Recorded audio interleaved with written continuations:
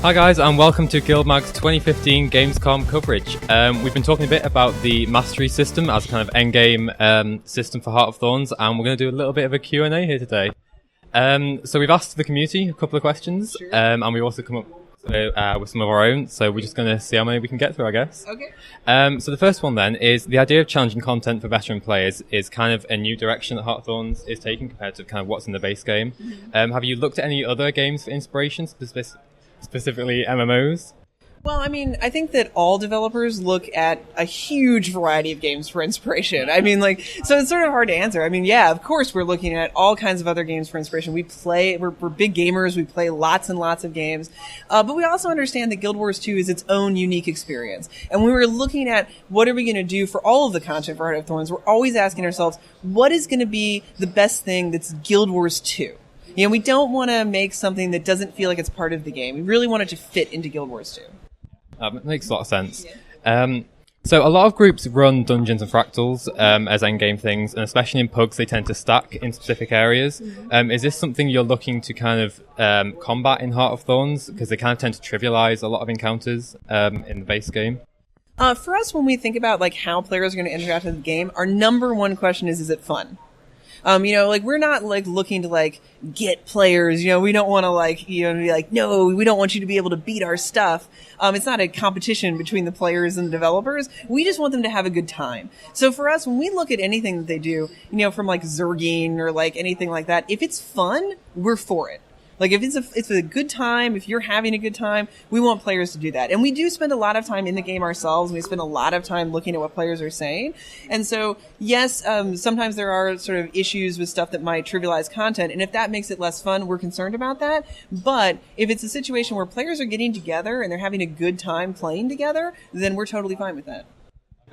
So Fractals of the Mists, you're obviously doing a new mastery line with them and then kind of overhauling them in Heart of Thorns. We've had quite a lot of questions about Fractals. People are really excited about it. Cool.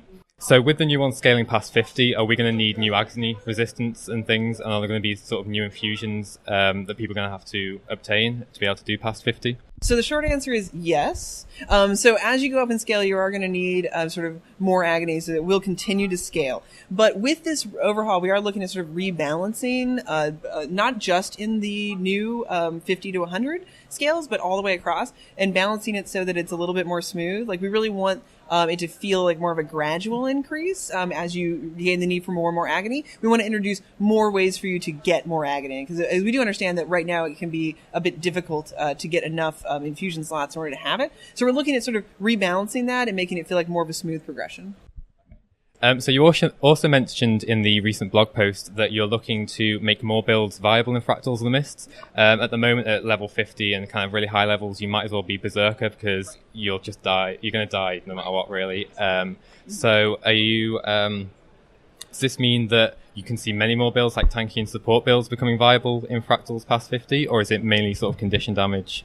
Well, that is what we hope. We do want to make it so a wide variety of builds can and should, want to be playing in Fractals. Fractals are really important to us. I mean, they're a really fun mode, and we put a lot of effort into doing this rebalance on them. So yes, what we're aiming for is we really want a wide variety of builds actually to be viable in there, not just condition damage.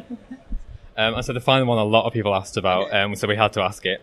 So the Fall of Abaddon Fractal was originally promised to be included despite Ellen Keel winning. Is this still on the table? So it's not going to be coming with this release for Heart of Thorns. So everything that we announced in the blog is what's going to be coming for this release in Heart of Thorns. Okay. So on to some specialization stuff then. A lot of people want to know about this as well. So we've had 5 elite specializations revealed so far. Do you have a personal favorite? Oh man, so this is really hard because it's not actually a class that traditionally I've played a lot of, but the Reaper has actually been my favorite one. I've been playing a lot of it since we announced it, and I found it really fun. I think it's actually going to convince me to roll a Necro. Yeah, I don't play a Necro at all, but I really want one just for Reaper. So I'm really interested in the Revenant. I've played it a lot in the betas and the stress tests and that kind of thing. And I was interested in knowing what sort of challenges you've had to overcome in designing an elite specialization alongside a base profession at the same time. Because with the others, you've had like years of community feedback. Right. With this, there's virtually none. Yeah, I mean, making a new class is always sort of challenging because of that, right? We're sort of like starting from scratch, but it's also super exciting. And I would actually say that some parts about it were easier in some ways because we actually started from scratch with this knowing that we were going to have heroic specializations. So it was a little bit easier, I think, in a way for us to actually, sort of design with that in mind. Instead of the other classes, which, even though we did have tons of feedback on them, which was really helpful in deciding what to do for the heroic specializations, they weren't designed from the ground up for them. So it was sort of a trade-off. Like, some of it was easier, some of it was a little bit harder. Yeah. So recently you announced the Tempest Elite specialization. For a long time, the community assumed it would be a sword as a main weapon. Was that ever on the table, and did it change, or was it never really a plan?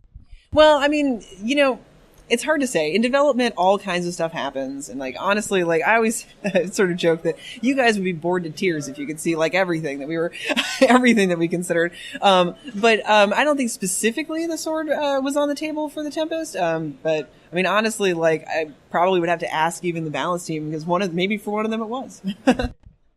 So lore-wise, this is one of our lore gurus who had to ask this at GuildMag. We'll see if I can. Is there anyone who could have said to win the first Tempest? Because obviously we have Ritlock being essentially the first Revenant as a lore way of getting that into the game. That's a really good question. I don't know the answer to it, unfortunately, but it's something that I'll actually take back to the lore team, because I think that would be an interesting story to tell if there was an original Tempest. Absolutely. Next page. So we had a lot of people want to know your thoughts on the current state of Necromancers in PvP and PvE, because there's been generally mixed feedback about their status in the game at the moment. Right. I know a lot of it's meant to change with the Reaper, but are there any sort of plans to do more balance changes before Heart of Thorns with that? So I can't give you like a super detailed answer because I'm not on the balance team. And as I said, actually, unfortunately, Necro is not a class that I've played a lot of personally. I will say we are always balancing, and it's work that never ends. I don't think we're going to see another big balance update before Heart of Thorns comes out, but we're always looking at that stuff, and we're always looking at the data and like sort of rolling it over. And so going forward, you'll continue to see more and more balance changes. Okay. And so a couple of others. So the New Lion's Arch was released recently. Whose idea was it to stick a giant lobster in the middle of it? Someone who loves seafood.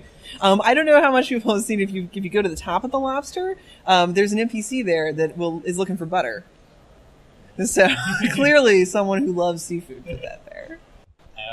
So when we asked for questions, one of the most upvoted was whether we'll be seeing any new emotes in the expansion. Is this something that you're considering?